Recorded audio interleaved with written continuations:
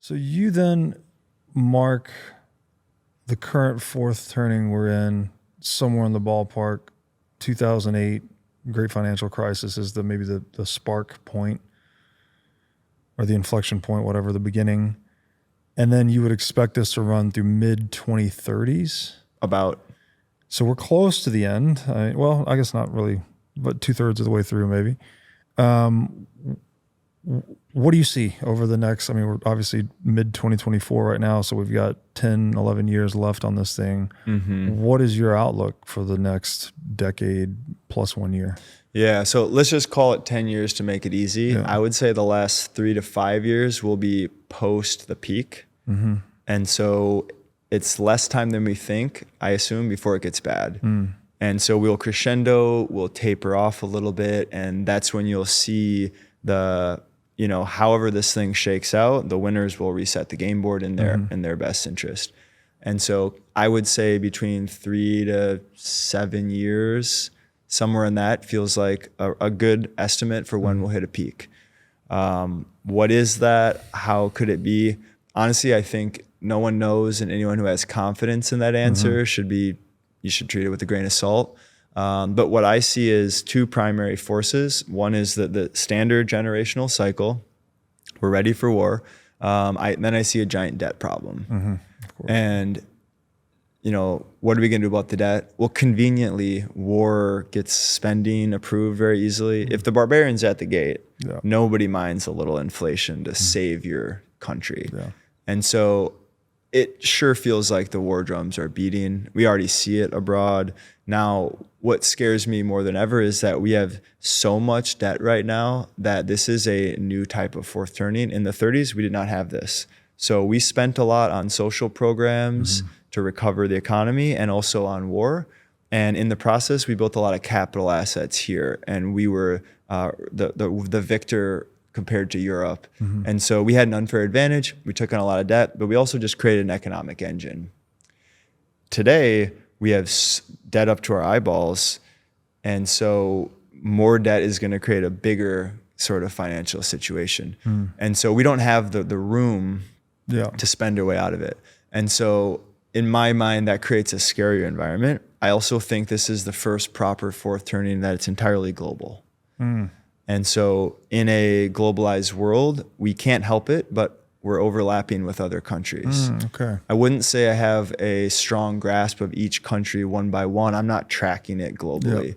Yep. But we do start to see things sync up. We're seeing a nationalist wave, a far left and a far right wave populism in slightly different forms all over the world. Yep.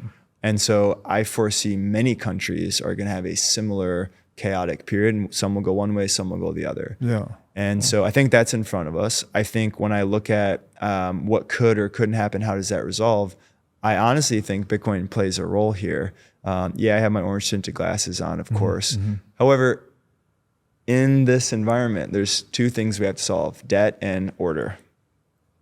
The debt problem, Bitcoin is an off-ramp to the debt spending. There's rumors that presidential candidates are going to be announcing a strategic Bitcoin reserve tomorrow. No idea, no opinion.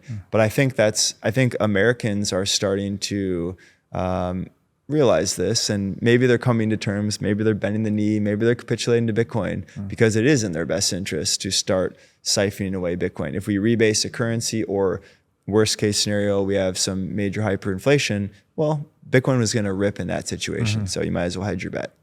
And I think that that's true on the state level, and I think that's true on the individual level.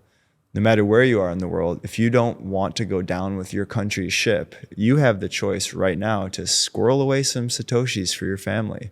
No matter where you are, you can get a couple sats. And what does that do? That makes you as an individual less fearful, less volatile, and you're no longer backed against the wall. Right. Because we do crazy things when you're backed against the wall.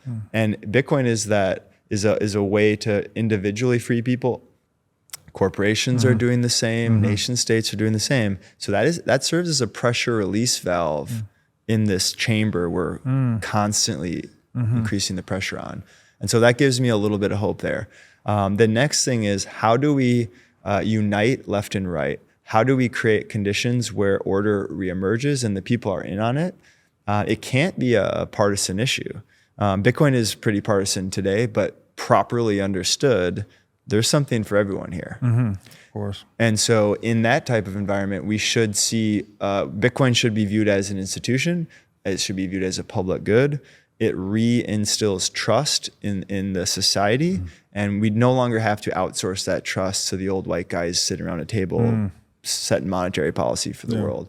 And so I think properly understood, that is going to emerge, and it can take pressure off. I don't want to overstate its role, Sure. But I think it plays a serious role, and that's the one thing that will maybe reduce the peak of this cycle, because otherwise it looks as bad as ever. So it's almost like the antithesis of what you were just saying about fiat. The fiat can be like gas on the fire, that because Bitcoin is basically anti-fiat, that it can maybe dampen the violence or the virulence of this particular cycle. That's right. Maybe it could be less destructive, or at least have a way to transition out of it more smoothly, something to that effect. Exactly. I think that's the only way we don't go into global hot war, is if we somehow get people on a new monetary system and they see their local quality of life improving. Right. And they can, maybe the civic stuff, the government institutions, maybe that does change and maybe it gets really bad. Yeah. But if you look outside in your neighborhood and it's not so bad,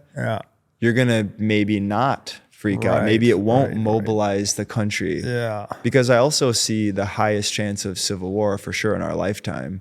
I wasn't around in the 30s, but it had a similar climate there.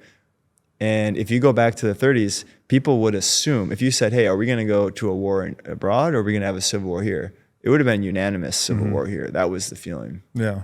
We're in that now. And so that's the side of this that really scares me. A global hot war abroad, it feels so abstract. Yeah. But a civil war on your own territory, that terrifies me, and I feel it coming. And if we enter that, you think our global adversaries aren't going to smell weakness? Of course. If we have some event like that, Taiwan's gone tomorrow. Putin takes whatever he wants. Whoever. Sure. We're weak and we're going to get stomped on, which it could start as a civil war here and end up as World War III. And we were a head turn away from a civil war, probably, right? With the Trump assassination attempt. Had that happened, right? Had he died on, 4K HD television all over the world, I mean, the temperature I've taken here in the South amongst people that are largely Republican is, that would have been the spark. Yep. And so we're very close, and obviously it's in our DNA, so it wouldn't be the first civil war we've had on this soil. And I think that would be, if the global superpower is embroiling itself in an internal conflict, and obviously any competitor to that regime is going to use that as an opportunity, right? Why would you not? Might be the only opportunity you get. Thanks for watching. If you enjoyed this episode, click here to find more just like it, and here to find our most recent episode. Also, make sure to like this video to help shine light on the corruption of money, and be sure to subscribe to this channel to stay connected.